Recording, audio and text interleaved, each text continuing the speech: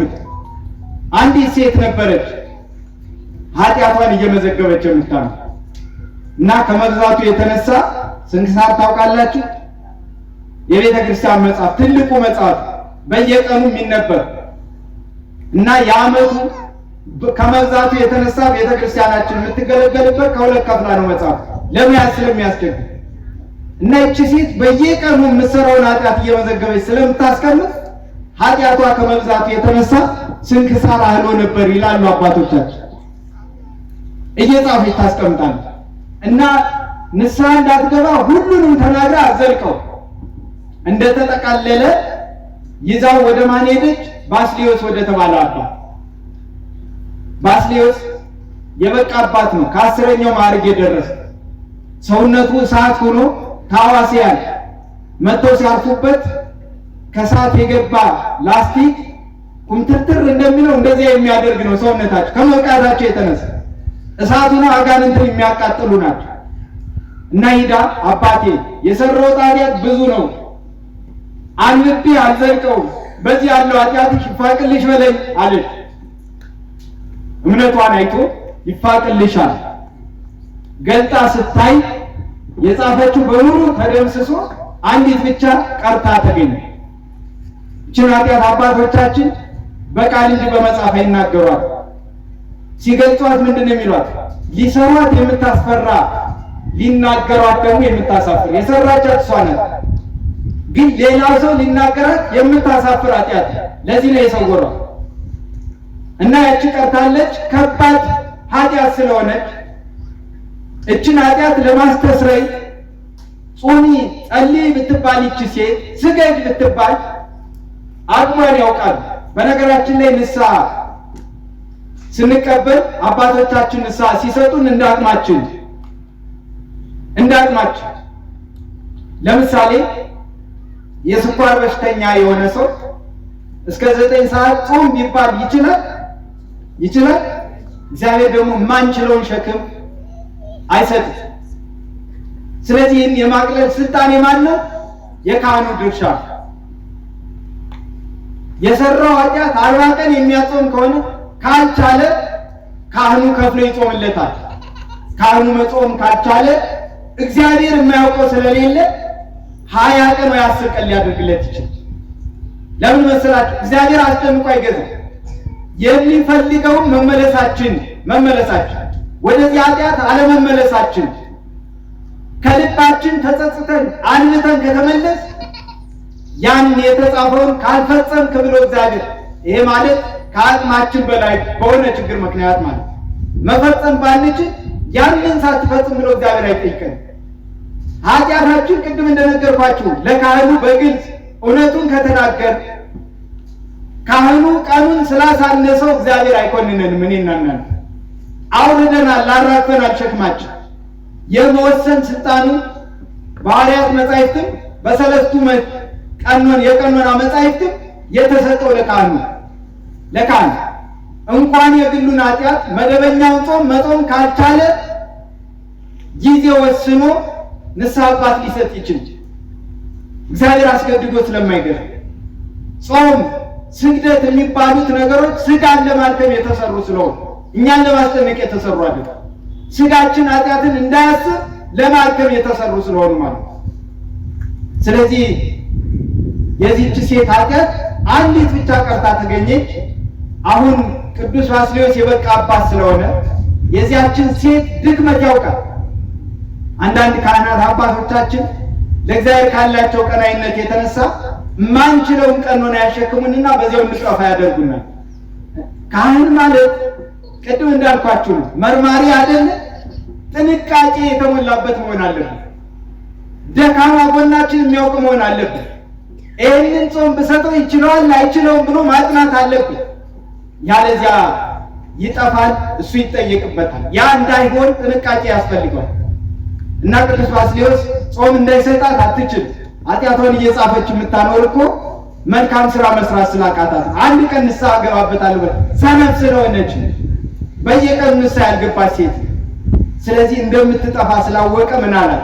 አሁን ጓጉታለች ኃጢአቷን ለማስተስረይ። ያቺ በመቅረቷ ደግሞ ተጨንቃለች። ስለዚህ ጾሚ አላላት። ስግደት አላላት፣ ምጽዋት አላላት። ምንድነው ያላት? እሱ ያለው ግሪክ ውስጥ ነው፣ ቂሳሪያ የምትባል ቦታ። ቅዱስ ኤፍሬም ያለው ሶሪያ ነው። ከሱ ሂደሽ ለሱ ካልነገርሽ ኃጢአትሽ አይሰረይልሽም። ለምን ይመስላችኋል?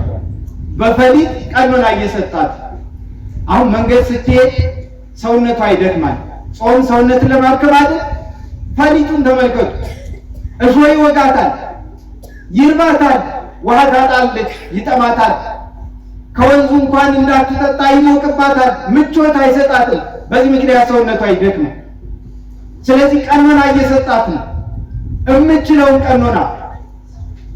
አባቶቻችን እኮ ፈሊጠኞች ናቸው። በእውነት ራስ አሊ በኋላ ተመልሰዋል፣ ክርስቲያን ሆነዋል። ግን 3 ሚስቶች ነበሯቸው ዕቁባት የሚባሉ እና ከዕለታት አንድ ቀን ካህኑ ተቸገሩ። መክረው ሊመለሱላቸው አልቻሉም።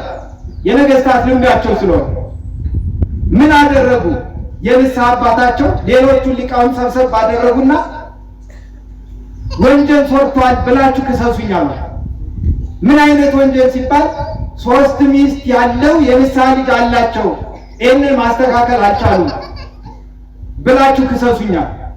ተከሰው ቀሩ። ራስ አሊ ገባቸው። አይ ይሄ ነገርማ ለኔ ነው አሉ።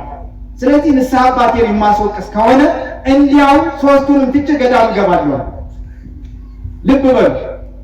እኛ ካህን ከሳሽ አድርገው ያስነሷቸው ካህናትን ለምን ይመስላችኋል? በፈሊጥ ለመመለስ ስለፈለጉ። እዚያ በኋላ ተገለገሉ። ባይሆን በአንዷ ተወስነው ይኖሩ፣ እሳቸውን ቀኖናዎትን ይስጡት ተብለው በአንዷ ተወስነው እንዲሁ ነው እንዲኖሩ አደረጉ። ካህን ማለት እንደዚህ አይነት ፈሊጠኛ መሆን አለበት። አሁን ቅዱስ ባስልዮስ ያችን ኃጢአት ማስተስሪያ አቅቶት አይደለም፣ ኃጢአቱ እንዲሰረይለት። የሚገርማችሁ ነገር በዚህ በፍትሐ ነገሥቱ እንዳሁኑ በድንበር መከልከል ሳይኖር ይህን ኃጢአት የሰራ ኢየሩሳሌም ይሄድ ተብሎ ተጽፏል። ለምን ይመስላችኋል? ኃጢአቱ እንዲሰረይለት በንስሐ ጉዞ አንድ ንስሐ ነው። አሁን አባቶቻችን በገዳም ይሄ ኃጢአት አይሻገርብሽ ተብላለች ዋልድባ ሲባል እንደው በመኪና ተጭኖ ሄዶ እዚሁ ገዳሙ ሲል ይራገፍና በቃ እንዲህ ተብያለሁ ኃጢአቴ ተሰርዮልኛል ብሎም ያስብሰዋል። ለምንድን ነው እንደዚህ የተባለው? ያ መጠናት አለበት። እዚህ ተነስተን እዚያ ከገዳሙ ስንሄድ በጉዞ እግራችን እሾህ እየወጋው እንቅፋት እየመታው እየራበን እየጠማን ንስሐ ስለሚሆንን እኮ እንደው እዚሁ አካባቢ ያለውም እዚያ ስለሄደ እዚህ ሄደውም በመኪና ስለሄደ ኃጢአቱ ይሰረያል ማለት አይደለም። ያ ቃል ኪዳን እንዴት ተሰጠ ብሎ ማጥናት ያስፈልጋል። ቤተ ክርስቲያናችን የምታስተምረው ይሄን ነው። ሄደች ሶሪያ ባጭሩ ከቅዱስ ኤፍሬም ዘንድ ደረሰች። ቅዱስ ኤፍሬም ለምን እንደላከው ገባ። አሁን ቅዱስ ኤፍሬም የቅዱስ ባስልዮስ የክህነት ልጁ ነው። ባስልዮስ አባቱ ነው። ዲቁና ቅስና የሾመው እሱ ነው። ግን ሰደደው። ቅዱስ ኤፍሬም ደግሞ ምን አለ? አይ ይሄ ለአባቴ ለባስልዮስ የሚቻል ነው፣ ለእኔ የሚቻል አይደለም። ተመልሰሽ ከቅዱስ ባስልዮስ ዘንድ ስትሄድ አሁን ኃጢአትሽ ይሰረያል። ነገር ግን እንዳትጠራጠሪ፣ ለምን አደከመኝ እንዳትይ፣ ስትሄድ ሙቶ ለምታገኙ በሕይወት አታገኙ። ግን ሳትጠራጠሪ ካስከሬኑ ላይ ባስልዮስ ገብረ እግዚአብሔር ስራዬ ኃጢአታ ለአመትከ የአገልጋይን ኃጢአቷን ይቅር በላት የእግዚአብሔር አገልጋይ ባስልዮስ ወይ ብለሽ ከጣልሽ ይፋቅልሻል አላት። ብትደርስ ካህናቱ እየፈቱ አስከሬኑን ተሸክመው ወደ ቤተ ክርስቲያን ሲሄዱ አገኘች። እንዳላት አድርጋ ከአስከሬኑ ላይ ስትጥለው ኃጢአቷ ተሰረየላት ይላል ታሪክ። አያችሁ፣ አሁን ቀኖናዋን ተቀብላለች አልተቀበለች? በፈሊጥ በአባቶቻችን ፈሊጥ ቀኖናዋን ተቀብላለች። አባቶቻችን የሚያዙንን ማድረግ ይገባናል። ክርስቲያን እኛን ለማስጨነቅ አይደለም ያን የሚያደርጉት። እንደምንችለው ካወቁ ኃጢአታችን የሚሰረይበትን መንገድ ይሰጡ። እኛ እንጠራጠር፣ ወደ ሌላ እንተርጉመው። ለእኛ ግን መድኃኒት ነው አምነን ካደረግን። ስለዚህ እግዚአብሔር ራስህን ለካህን አስመርምር ብሎ ያንን ሰው ከስጋውም ደዌ ከነፍሱም ደዌ እንዳዳነው ዛሬ ለስጋችን ሐኪም ቤት እንደምንሄደው ለነፍሳችን ደግሞ ቤተ ክርስቲያን መጥተን ለካህኑ ኃጢአታችን ማስመርመር ከኔና ከናንተ ይጠበቃል።